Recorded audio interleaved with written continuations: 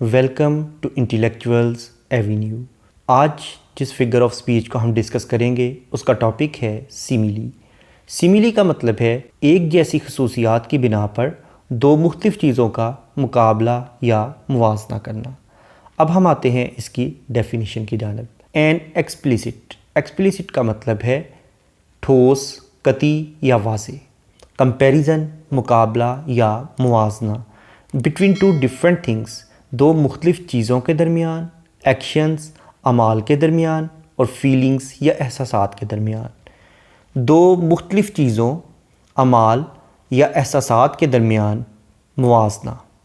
Using the words as और like, यानी as और लाइक इन दोनों अल्फाज का इस्तेमाल करके दो मुख्तलिफ अमाल, एहसासात या चीज़ों का आपस में कती या वाज़े तौर पर मुवाजना करना। डेफिनेशन के बाद अब हम आते हैं इसकी एग्जांपल्स की जानिब। द सोल्जर यानी सिपाही, फॉट लड़ा, ब्रेवली बहादुरी से, लाइक आ लाइन एक शेर की तरह। यानी अब हमने इसमें देखा कि सोल्जर जो है वो लाइन की तरह बहादुरी से लड़ा। अब लाइन की ब्रेवरी यानी एक शेर की बहादुरी और एक सोल्जर यानी सिपाही की जो बहादुरी है, इन दोनों का आपस में मुकाबला किया जा रहा है, यानी दोनों को आपस में कंपेयर किया जा रहा है और इसमें लाइक का वर्ड यूज़ किया जा रहा है। तो इस तरह से ये एक सिमिली है, यानी the soldier fought bravely like a lion. एक जो सिपाही था वो शेर की तरह बहुत बहादुरी से लड़ा। नेक्स्ट है literature is as deep as the ocean. अदब इतना ही गहरा है जितना कि समुंदर। अब अदब और समुंदर इन दोनों की गहराई का मुकाबला किया गया है, इन दोनों को कंपेयर किया गया है और एज़ का वर्ड इसमें यूज़ किया गया है, तो ये भी एक सिमिली है।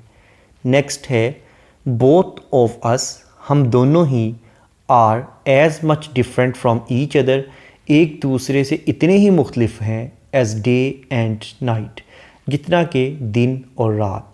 अब जिस तरह दिन और रात एक दूसरे से मुख्तलिफ हैं, इसी तरह हम दोनों आपस में मुख्तलिफ हैं, यानी दो लोगों का आपस में डिफरेंट होना, इसका मुआवजना दिन और रात के मुख्तलिफ होने से किया जा रहा है और इसमें भी एज़ का वर्ड यूज़ किया गया है, तो ये भी एक सिमिली है। नेक्स्ट है thirst has made my throat dry, यानी प्यास ने मेरे गले को इस तरह से खुश्क कर दिया है, लाइक अ डेजर्ट, एक सहरा की तरह। प्यास ने मेरे गले को सहरा की तरह खुश्क कर दिया है। अब गले की खुश्की और सहरा की खुश्की का आपस में मुकाबला किया गया है और यहाँ पर लाइक का वर्ड यूज़ किया गया है, तो ये भी एक सिमिली है। नेक्स्ट है आफ्टर मेल्टिंग इन फर्नेस, यानी भट्टी में पिघलने के बाद, आयरन यानी लोहा, ब्लेज्ड दहक उठा, जल उठा, लाइक हेल जहन्नम की तरह, यानी लोहे की हरारत को और जहन्नम की हरारत को आपस में कंपेयर किया गया है, इन दोनों का मुआवजना किया गया है और इसमें लाइक का वर्ड यूज़ किया गया है, तो ये भी एक सिमिली है। नेक्स्ट है द चाइल्ड बिहेव्ड इनोसेंटली, बच्चे ने बड़ी मासूमियत से सलूक किया, लाइक अ लैम, एक मेमने की तरह। अब लैम यानी मेमने की मासूमियत और बच्चे की मासूमियत, इन दोनों को कंपेयर किया गया है और यहाँ भी लाइक का वर्ड यूज़ किया गया है, तो ये भी एक सिमिली है। नेक्स्ट हम लिटरेरी वर्क्स में इसकी एग्जांपल्स देखते हैं। सबसे पहले हम विलियम वर्ड्सवर्थ की एक फ़ेमस पोइम डैफोडिल्स की लाइन नंबर 1 और 2 में देखते हैं, जिसमें वो कहता है आई वांडर्ड, मैं घूम फिर रहा था बग़ैर किसी मकसद के, लोनली तन्हा, एज अ क्लाउड, एक बादल की मानंद। मैं एक बादल की मानंद बग़ैर किसी मकसद के तन्हा घूम फिर रहा था, वो बादल that floats on high over vales and hills, एक ऐसा बादल जो कि बग़ैर किसी मकसद के वादियों और पहाड़ों पर तैरता है। यानी अब वो पोइट जो है वो अपने आवारा घूमने को और वादियों और पहाड़ों के ऊपर बग़ैर किसी मकसद के तैरते हुए या घूमते हुए बादल को आपस में इन दोनों का मुकाबला या मुआवजना कर रहा है और वो एज़ का वर्ड यूज़ कर रहा है, तो यहाँ पर उसने सिमिली का यूज़ किया है। उसके बाद विलियम वर्ड्सवर्थ ही की एक और poem the true April morning को अगर हम देखें और उसकी लाइन नंबर 7 और 8 को देखें, तो उसमें वो कहता है, अपने फ्रेंड का जिक्र करते हुए वो कहता है, as like a man as you could see on a spring holiday. वो शख्स इतना ज़िंदा दिल था जितना कि कोई शख्स मौसम बहार की छुट्टी वाले दिन होता है। यानी एक ऐसा शख्स जो कि मौसम बहार की छुट्टी वाले दिन खुश हो, वो जो उसका दोस्त था मैथ्यू, वो हमेशा उतना ही खुश रहा करता था। यानी दोनों लोगों की खुशी का जिक्र किया है, एक तरफ मैथ्यू के खुशी का और उसकी ज़िंदा दिली का, और दूसरी तरफ एक ऐसे शख्स की जो कि मौसम बहार की सुबह बहुत ज़्यादा खुश दिखाई दे। इन दोनों की खुशियों का उसने मुकाबला किया है। तो इस तरह से ये एक सिमिली है, और इसमें भी उसने एज़ का वर्ड यूज़ किया है, तो ये एक सिमिली है। नेक्स्ट, अगर हम टेड ह्यूज़ की एक famous poem the thought fox को देखें, उसकी लाइन नंबर 7 में वो कहता है cold delicately as the dark snow.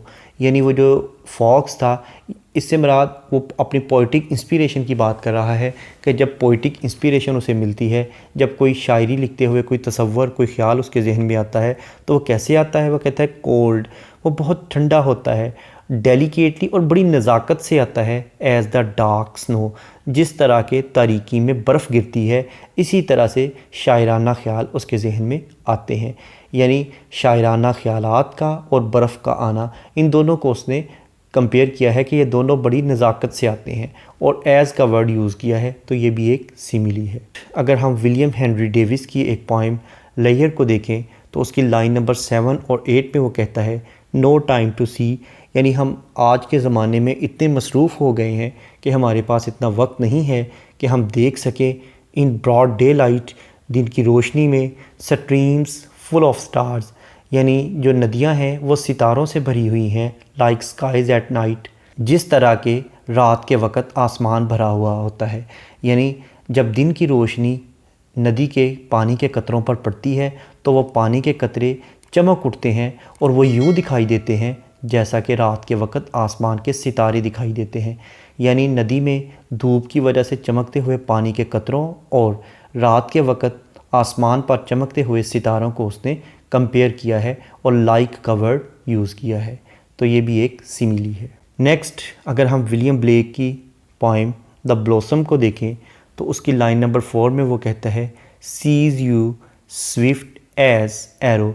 यानी वो जो फूल है वो कहता है तुम्हें इस तरह से देखता है, इतनी तेज़ी से देखता है, एज एरो, जैसा कि तीर बड़ी तेज़ी से कमान से निकलता है। कमान से निकलते हुए तीर को और उसकी नज़र को वो आपस में कंपेयर कर रहा है और एज़ का वर्ड यूज़ कर रहा है। नेक्स्ट, अगर हम विलियम बटलर येट्स की एक पोइम द सेकंड कमिंग को देखें, तो इसकी लाइन नंबर 15 में वो कहता है a gaze blank and pitiless as the sun. इससे पहले वो कह चुका है कि एक स्फिंक्स जो है वो आने वाली है, और वो किस तरह की होगी? वो कहता है अ गेज ब्लैंक, यानी वो बिल्कुल जज्बात से आरी होकर घूरेगी, एंड पिटीलेस, और वो बेरहम होगी, एज द सन, सूरज की तरह।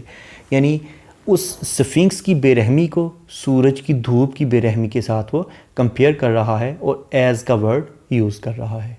नेक्स्ट, अगर हम फिलिप लार्किन की पोइम एम्बुलेंसेस को देखें, तो इसकी लाइन नंबर 15 में वो कहता है क्लोज्ड लाइक कन्फेशनल्स। यानी जो एम्बुलेंसेस होती हैं वो चर्च के उन कमरों की तरह बंद होती हैं जिनमें लोग एतराफ़ जुर्म करते हैं। यानी एतराफ़ खानों की तरह ये एम्बुलेंसेस भी बिल्कुल बंद होती हैं।